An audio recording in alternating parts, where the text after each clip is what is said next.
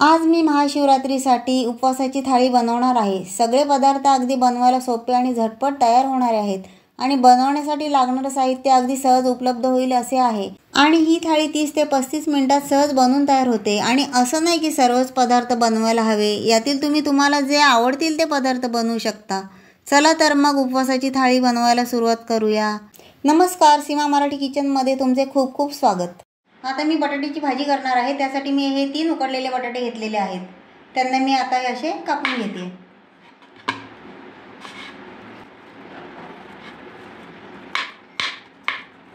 हे पहा, बटाट्याची भाजी बनवण्यासाठी सर्वप्रथम मी या कढईत 2 चमचे तूप टाकलं। तूप गरम झालं, आता यात थोडेसे जिरे टाकते। जिरे मस्त फुलले की यात हिरवी मिरची टाकायची।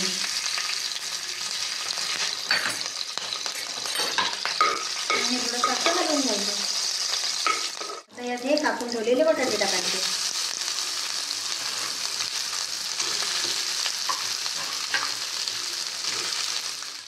हे थोडं चवीपुरतं मीठ टाकलं। हे थोडं परतलं की यात मी थोडासा शेंगदाण्याचा कूट घालते।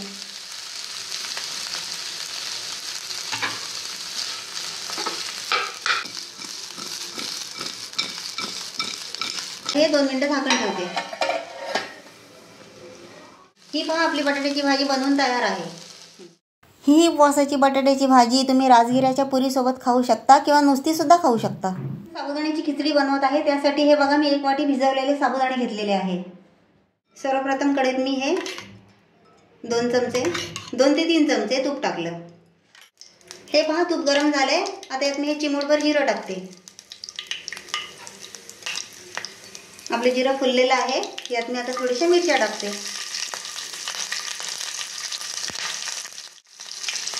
थोडं असं हलवून घेते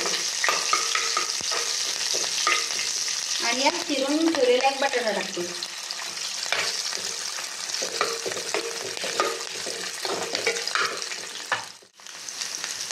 यात असा थोडासा शेंगदाण्याचा कूट घालते। परत एकदा व्यवस्थित सर्व मिसळून घेते। पहा, हे थोडं परतलंय। आता यात मी साबुदाणे घालते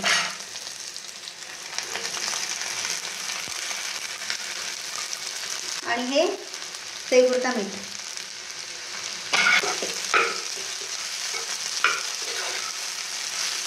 हे पहा, असं मिक्स केलं ना की व्यवस्थित मिक्स होतं। आता यावर मी 2 ते 3 मिनिटं झाकण ठेवते। 2-3 मिनिटं झालेली आहेत। आता हे मी खिचडीवरचं झाकण काढून बघते। हे पहा, आपली खिचडी किती मस्त मऊ लुसलुशीत तयार आहे। अशा पद्धतीने एकदा ही खिचडी बनवून पहा, एकदम मोकळी आणि लुसलुशीत होईल। आता मी दह्यातला साबुदाणा बनवत आहे। त्यासाठी मी 4 चमचे दही घेतलेलं आहे आणि त्यात मी ही साखर घालते आणि थोडंसं फेटून घेते। 2 चमचे इतकी साखर टाकलेली आहे मी, छोटे चमचे होते। 2 ते 3 मिनिटं दही मी फेटून घेत आहे। पण हे जास्त घट्ट वाटत आहे, त्याच्यामुळे याच्यात मी हे पाणी घालणार आहे। जास्त नाही टाकायचं, थोडंसं टाकायचं। परत एकदा मिसळून घ्यायचं। हे 1 वाटीला थोडेसे कमी एवढे साबुदाणे यात घालत आहे। हे भिजवलेले साबुदाणे आहेत आणि आता हे असं कालून घेणार आहे। हे साबुदाणे अर्धा तास मी असे ठेवलेले, त्याच्यामुळे हे पहा, हे कसे फुलले आहेत। आता याला मी जिऱ्याचा तडका देणार आहे।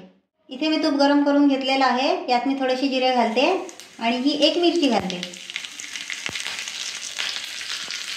तडका मी आता या दह्यावर टाकते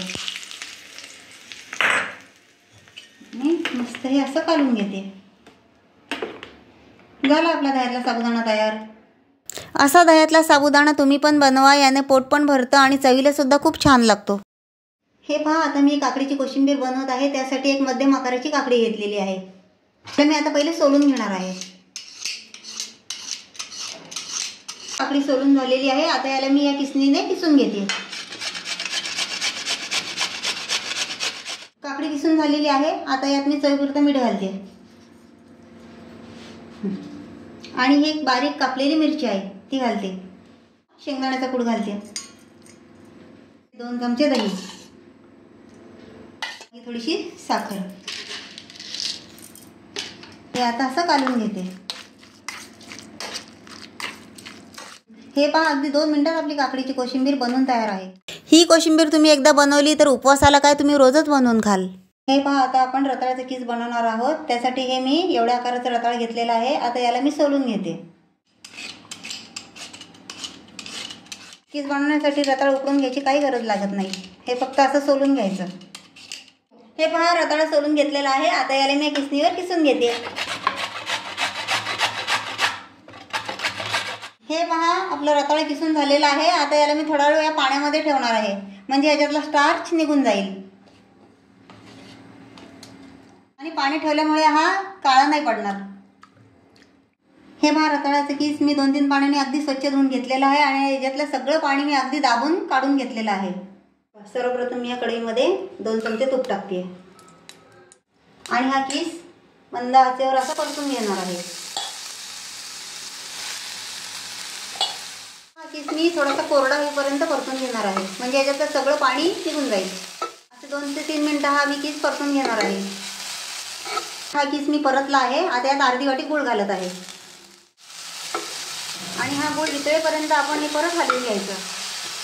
हे पहा, आपला गूळ वितळत आलेला आहे. आता यात मी 1 चमचाभर असा शेंगदाण्याचा कूट टाकत आहे. परत एकदा व्यवस्थित हे सर्व मिक्स करून घेते. हा कीस बनवताना नॉनस्टिक भांड्याचा वापर केला ना तर अजिबात चिकटणार नाही. आपला कीस तयार होत आलेला आहे. आता यात मी हे मनुके घालत आहे. मी परत एकदा असं हलवून घेते. बघा किती मस्त दिसतोय. हा पहा, आपला रताळ्याचा कीस बनवून तयार आहे. उपवासाच्या दिवशी हा तुम्ही नक्की बनवून पहा, खूप छान लागतो. बाकी काही नाही, पण हा रताळ्याचा कीस तुम्ही एकदा नक्की बनवून पहा, तुम्ही नेहमी बनवाल. हे पहा, उपवासाची पुरी बनवण्यासाठी मी राजगिऱ्याचं पीठ मळून घेत आहे. त्यात हे थोडेसे जिरे घालत आहे आणि हे चवीपुरता मीठ घालत आहे. आणि हे पीठ मी आता थोडं थोडं पाणी टाकून मळून घेणार आहे. पाणी एकदम जास्त नाही टाकायचं, अगदी थोडं थोडं टाकायचं आणि मळून घ्यायचं पीठ. हे पहा, आपलं राजगिऱ्याचं पीठ मळून झालेलं आहे. आता याला मी 15 ते 20 मिनिटं झाकून ठेवणार आहे. आपलं राजगिऱ्याचं पीठ मुरलेलं आहे. आता याच्या आपण पुऱ्या लाटून घेऊ. आता मी हा एवढा असा गोळा घेतलेला आहे. आता याची मी पुरी लाटत आहे.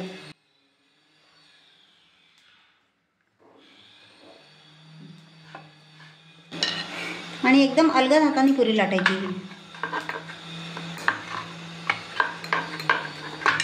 लाटताना अजिबात जोर नाही द्यायचा. आता याला मी गोलाकार देण्यासाठी हा वाटीने छाप काढत आहे, म्हणजे आपल्या सगळ्या पुऱ्या एका आकाराच्या बनतील. हे बघा अशा. आता याला मी अशा ताटलीत काढून ठेवत आहे. अशाच प्रकारे मी ही दुसरी पुरी लाटत आहे. ही पण एकदम अलगद हाताने लाटायची. बस एवढी लाटली की या वाटीने याला गोलाकार द्यायचा.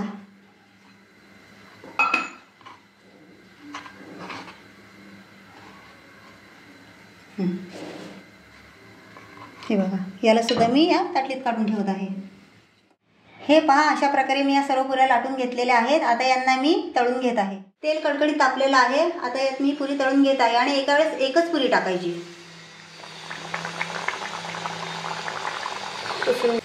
पहा कशी टम्म फुगलेली आहे. ही पहा, आपली पुरी तळून झालेली आहे. आता ही मी दुसरी पुरी टाकते.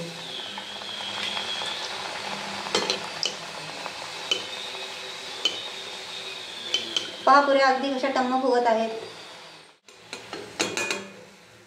हे पहा, आपल्या राजगिऱ्याच्या पुऱ्या बनवून तयार आहेत. तुम्हाला ही उपवासाची थाळी कशी वाटली मला कमेंट करून सांगा. व्हिडिओ आवडला तर लाईक करा, जास्तीत जास्त लोकांना शेअर करा आणि चॅनलला नक्की सबस्क्राईब करा. भेटूया पुढच्या व्हिडिओत. धन्यवाद.